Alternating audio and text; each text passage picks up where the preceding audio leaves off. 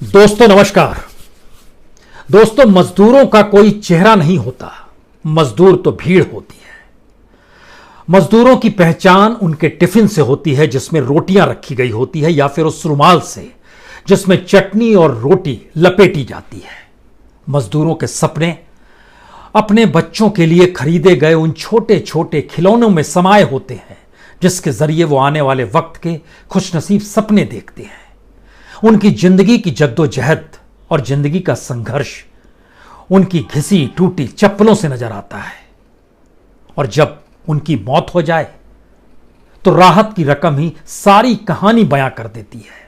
कुछ इसी तरीके से औरंगाबाद में हुआ है, और ये चंद लाइनें दरअसल सिर्फ औरंगाबाद के उन 16 मजदूरों के एहसास को समेटे हुए नहीं है जो रात में खा पीकर रेलवे पटरी को ही तकिया बनाकर सो गए और सुबह उठ नहीं पाए, बल्कि इस देश के भीतर का सच यह है जो बेहद त्रासदीदायक है। कमोवेश मौजूदा वक्त में भारत इन्हीं परिस्थितियों से जूझ रहा है, और उसके सामने कोई रास्ता नजर नहीं उसे आता है, क्योंकि अभी भी देश के भीतर में जो असमानता है, जो देश में विकास का नजरिया है, जो देश में आगे बढ़ने की सोच है, अभी भी वह इन परिस्थितियों से नहीं जूझ पा रही है।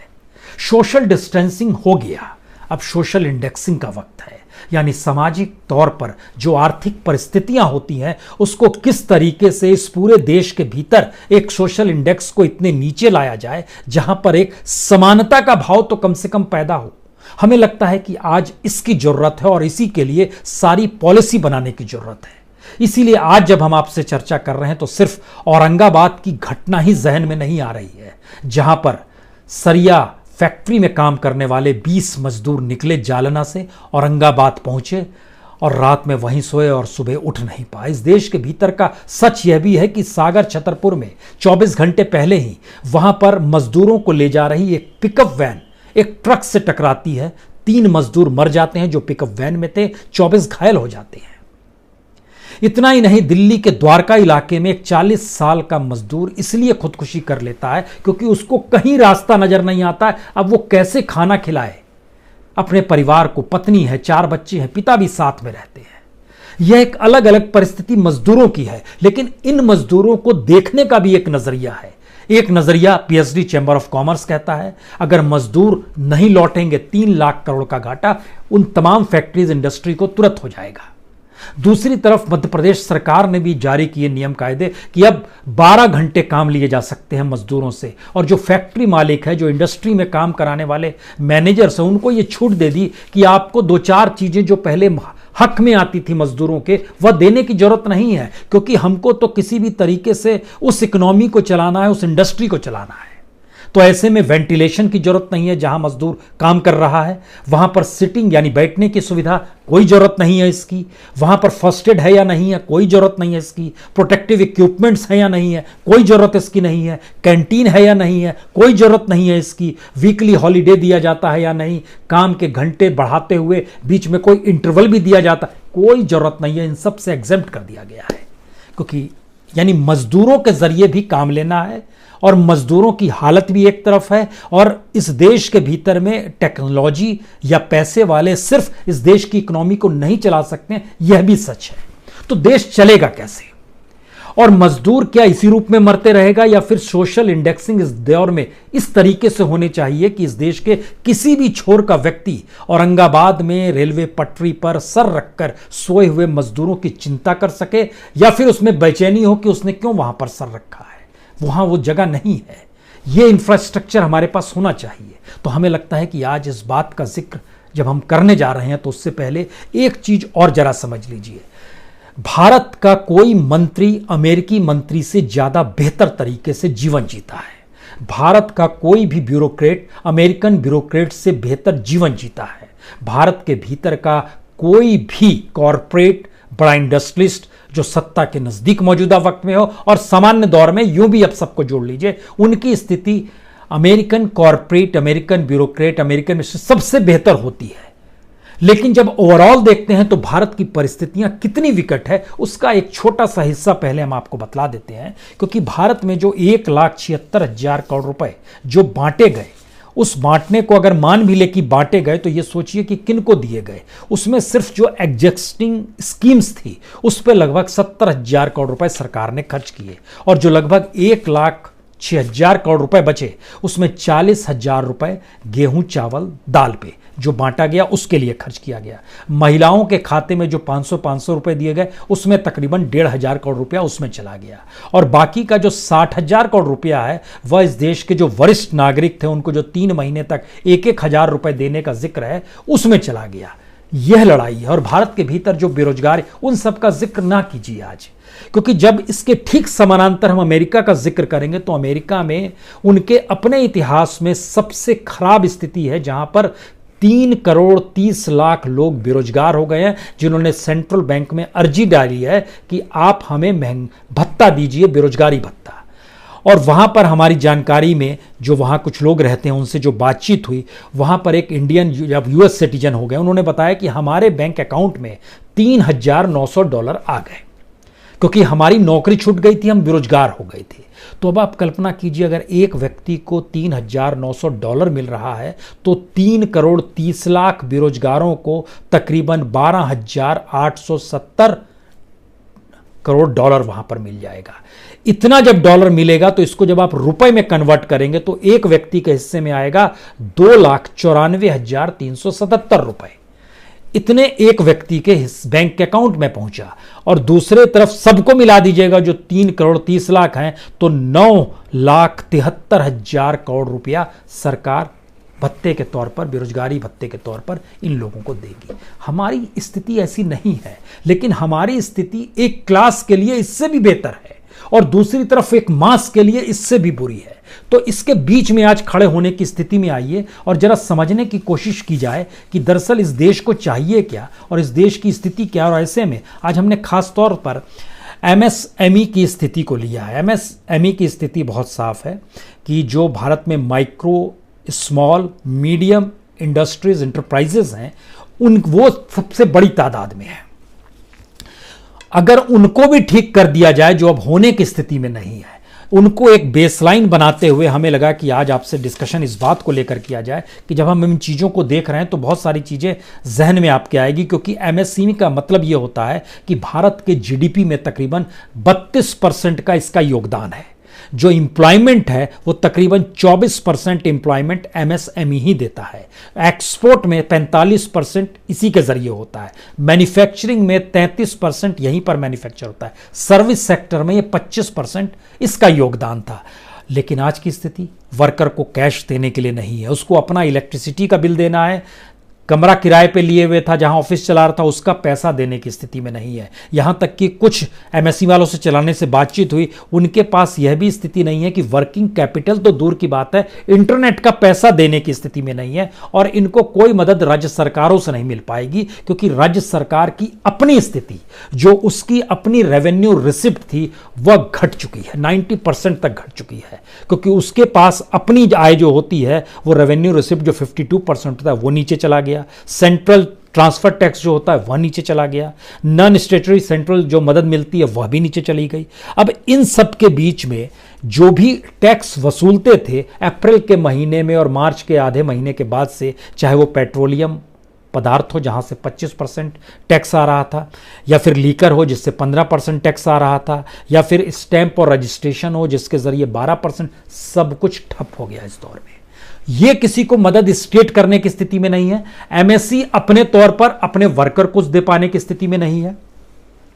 लेकिन इस एमएसएमई के भीतर इसलिए आज जागने की स्थिति है क्योंकि इसके पैरेलल में एक चीज और जान लीजिए, देश के भीतर की हालत यह है कि जो ईपीएफओ है, एम्प्लॉयज प्रोविडेंट फंड ऑर्गेनाइजेशन के भीतर जो रिटायरमेंट फंड होता है, उसमें जानकारी आई कि लगभग 3,000 करोड़ रुपए लोगों ने निकाल लिए हैं जो रिटायरमेंट के बाद के रखे थे। और वहां के अधिकारियों का कहना है कि यह डाटा आने वाले दिनों में डबल हो जाएगा, यानी लगभग 6,000 करोड़ लोग निकाल लेंगे। इतना ही नहीं, जो कंपनी पीएफ का पैसा लेती है और फिर अपनी तरफ से देती है, वो देने की स्थिति में नहीं आ रही है। सरकार पीएफ काटती है, उसको देती है आधा पैसा, वो देने की स्थिति में नहीं। इंटरेस्ट उसके जरिए चीजें डेवलप होती है, वो साइकिल रुक गई। इसीलिए अब जब हम लोग इस पे आज आपसे बात करेंगे कि दरअसल एमएसएमई का मतलब क्या होता है, तो पहले एमएसई का मतलब ये समझ लीजिए, जो माइक्रो होता है, माइक्रो इंटरप्राइजेज होता है, इसमें एक मैन्युफैक्चरिंग सेक्टर है, एक सर्विस सेक्टर है। सर्विस सेक्टर में आपको 10 लाख रुपए चाहिए, मैन्युफैक्चरिंग में 25 लाख रुपए तक चाहिए। स्मॉल सेक्टर में आपको अगर सर्विस सेक्टर में है तो 10 लाख से लगभग 2 करोड़ तक चाहिए। स्मॉल सेक्टर में लगभग आपको 25 लाख से 5 करोड़ तक चाहिए, और मीडियम जो है वह तकरीबन सर्विस सेक्टर के लिए 2 करोड़ से 5 करोड़ तक चाहिए, और मीडियम सेक्टर में 5 करोड़ से 10 करोड़ तक चाहिए। इसमें जो देश भर में एमएसएमई जो काम कर रहे हैं उनकी संख्या है 6 करोड़ 33 लाख 88 हजार। इतनी बड़ी संख्या में देश में एमएसएमई काम कर रहे हैं। इसके भीतर जब आप घुसते हैं तो आपको हैरत होगी कि ग्रामीण इलाके में एमएसएमई की संख्या ज्यादा है। 51% ग्रामीण इलाके में काम करते हैं और शहरी इलाकों में 49% काम करते हैं, यानी लगभग 3 करोड़ 24 लाख 88 हजार गांव में, 3 करोड़ 9 लाख शहर में। एक स्थिति है। इसमें जो काम करने वाले लोगों की तादाद है वह कितनी ज्यादा है। जो डायरेक्ट तरीके से सीधे काम कर रहे हैं उसकी तादाद तकरीबन 11 करोड़ लोग हैं जो इसमें सीधे काम कर रहे हैं। इनडायरेक्ट वे में इसमें लगभग 8 से 9 करोड़ लोग और काम करते हैं, यानी एमएसएमई का मतलब यह हुआ कि 20 करोड़ लोगों को इसने अपने आप में समेटा हुआ है। पहली दृष्टि हो गई। हम आज इसकी जानकारी इसलिए दे रहे हैं कि पूरी इकोनॉमी को आपको बदलना है। अभी भी आप समझ नहीं पा रहे हैं कि भारत की अर्थव्यवस्था को कैसे संभालें, और इसीलिए मजदूर औरंगाबाद में मर जा रहा है तो हम लोग राहत पैकेज दे देते हैं उसके परिवार को, एक कि चलो 5 लाख दे दिया, किसी और ने कुछ। इससे स्थिति नहीं संभलेगी। हमको एक भारत क्रिएट करना है, एक ऐसा भारत जिसमें हर कोई है, हर कोई के लिए स्पेस है। इसीलिए एमएसएमई को जब हमने बनाया तो सबसे बड़ा ग्रुप ये है। इसके भीतर जब आप घुसते हैं तो जो सबसे छोटा है जिसमें सिर्फ 25 लाख तक चाहिए रकम, सर्विस और मैन्युफैक्चरिंग दोनों मिला दीजिए, उनकी तादाद ही देश में सबसे ज्यादा, यानी बहुत छोटे स्तर पर काम करने वाली जो इंडस्ट्री है उनकी तादाद 6 करोड़ 33 लाख है। यानी 6 करोड़ 33 लाख 88 हजार में से 6 करोड़ 33 लाख 50 हजार तो यही हो गए। और जो स्मॉल सर्विसेज हैं जिसमें कि आपको 5 करोड़ तक चाहिए, उनकी संख्या देश में सिर्फ 33 हजार है। और जो मीडियम है जिसमें आपको 5 करोड़ 10 करोड़ तक चाहिए, उनकी संख्या सिर्फ 5 हजार है। इसका मतलब यह हुआ कि जो बहुत निचले और छोटे स्तर पर इस देश में एमएसएमई काम कर रही थी और वो पूरी इंडस्ट्री ठप हो गई है। और इस देश के भीतर का दूसरा सच जो हम लोग बार बार लाते हैं कि किस रूप में एनपीए हो गया, कॉरपोरेट पैसा लेकर भाग गया, तो कॉरपोरेट के पैरेलल में क्या एमएसएमई को देना चाहिए था। इसका भी एक शानदार हमने एक डाटा निकाला है। आपको जानकर यह हैरत होगी कि एमएसएमई के मातहत जो एनपीए है वह तकरीबन 12.5% है, और एनपीए रेट जो कॉरपोरेट का है वो लगभग 19.7% का है। लेकिन ये किसका 19.7% और 12.7% है, ये भी समझिए। इस देश के भीतर में जो कुल बिजनेस है, वो कुल बिजनेस में कॉरपोरेट का बिजनेस लगभग 46.70 लाख करोड़ का है। 46,70,000 करोड़ का बिजनेस कॉरपोरेट और इंडस्ट्रीज करती है।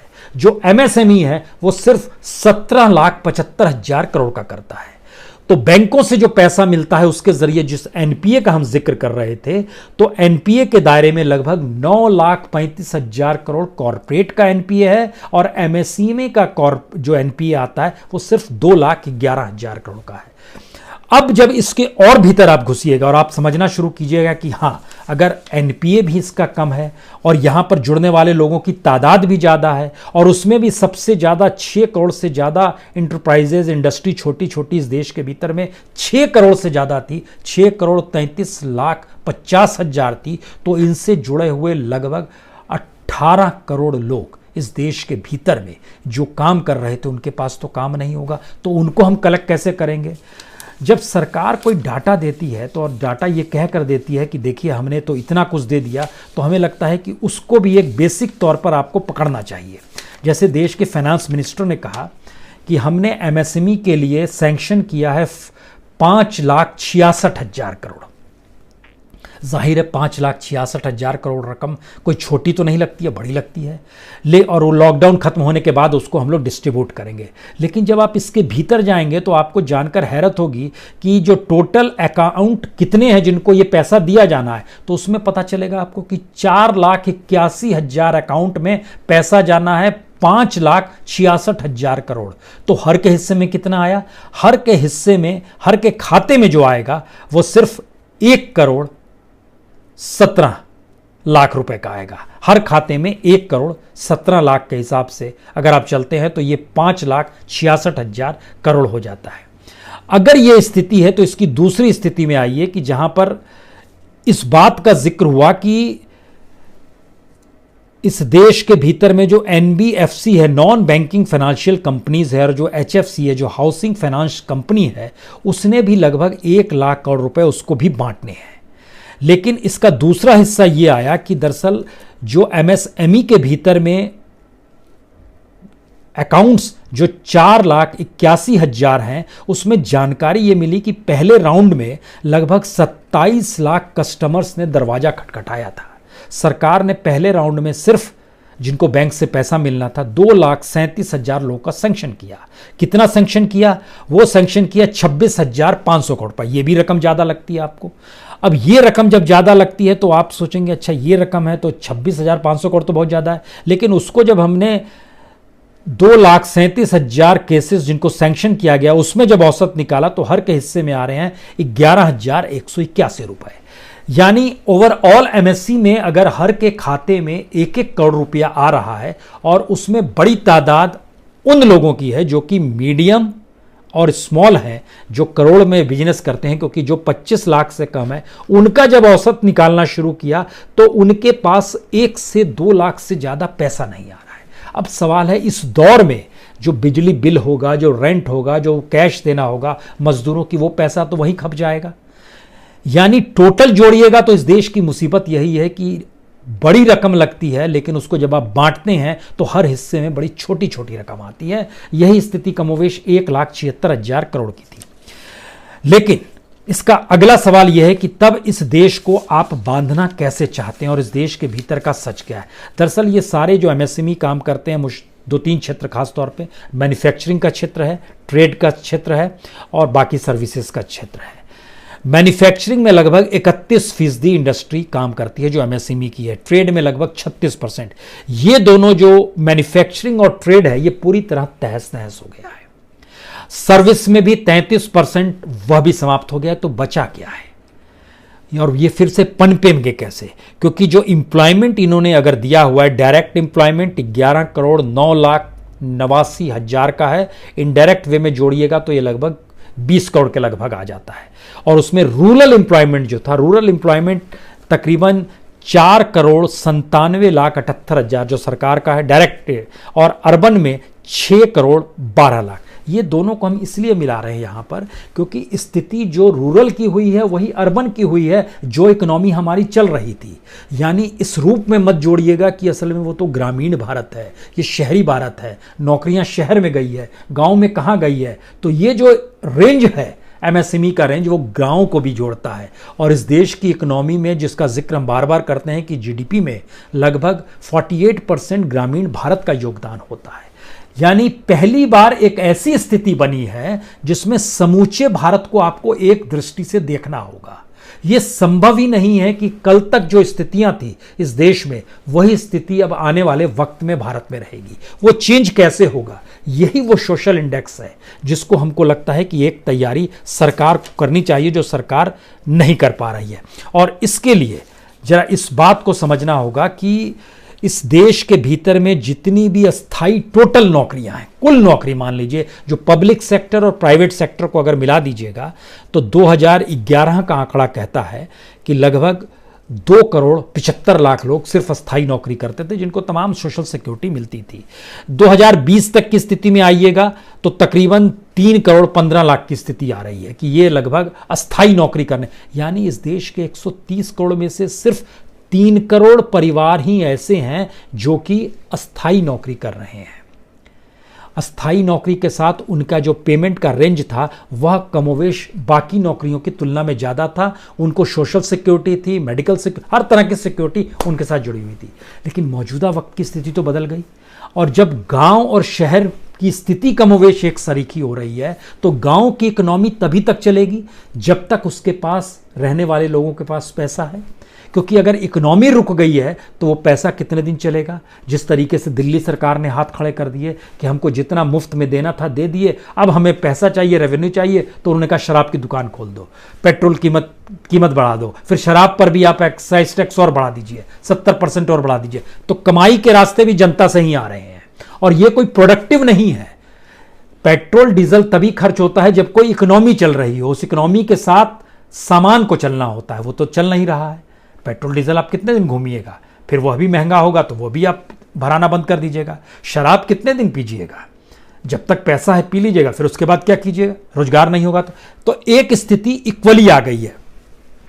अगर हम इसको वर्ल्ड वाइड चीज़ों को परखना शुरू करें तो इसमें एक चीज़ और आपको समझनी होगी पहले, कि हमारी जीडीपी में अभी तक जो योगदान है उसमें एग्रीकल्चर, इंडस्ट्री और सर्विस 3 क्षेत्र होते हैं।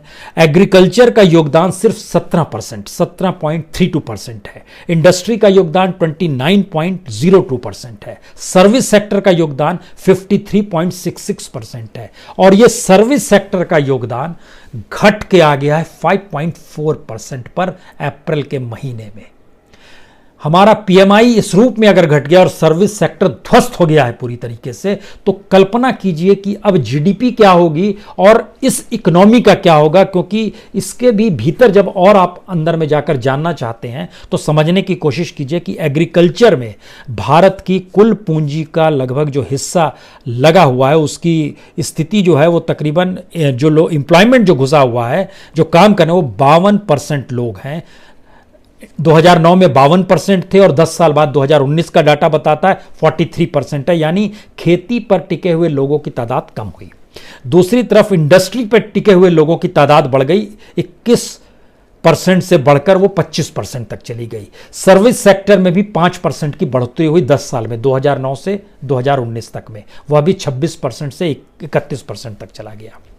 एक स्थिति है। अब इसके भीतर उस स्थिति में आइए पूंजी कितनी लगी हुई है, क्योंकि जो सेक्टर फेल हुए हैं उसमें इंडस्ट्री फेल हुई है, उसमें सर्विस सेक्टर फेल हुआ है, और जीडीपी में इन दोनों का योगदान ही असल में लगभग 83% होता है।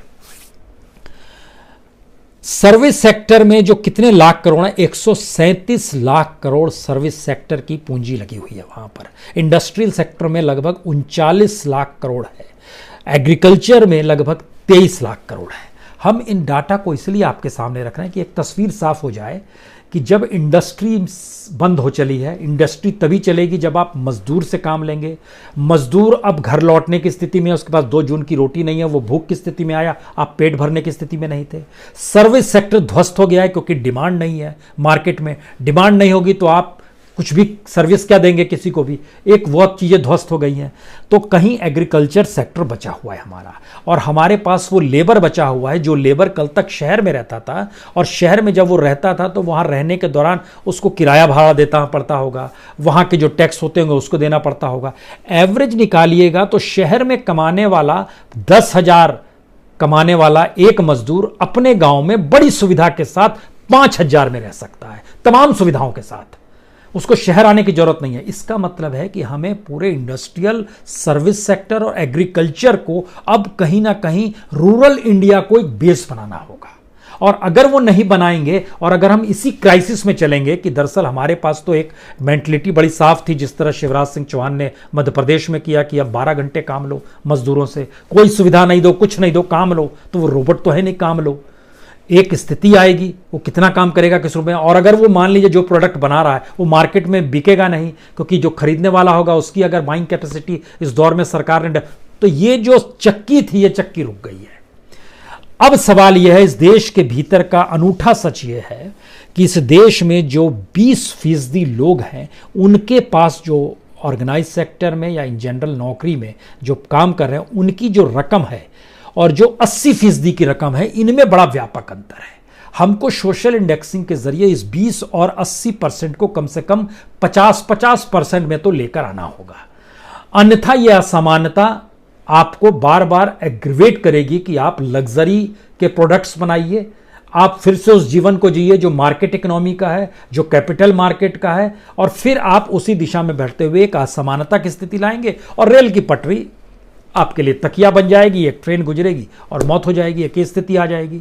उधर से आंख मूंद लेना है तब तो ठीक है, लेकिन इस देश को लेकर जागृत होना है तो हमको एक समानता स्थिति बनानी है। इसके लिए उदाहरण के तौर पर यह समझिए, हम मीडिया इंडस्ट्री को लेते हैं। मीडिया इंडस्ट्री में कुछ जगहों पर कहा गया कि हम पैरेलली सबका 20% कम कर रहे हैं वेतन क्योंकि क्राइसिस है। कुछ जगह कहा गया जिनका बहुत ज्यादा है उनका हम 40% ले लेंगे और जिनका कम है उनका हम 15%, 20% है। अब आप सोचिए, जिसको 30, 40, 50 हजार रुपए मिलते हैं मीडिया में जो काम करता है, उसका आप 10% भी काट लेते हैं तो उसको मुसीबत हो जाती है।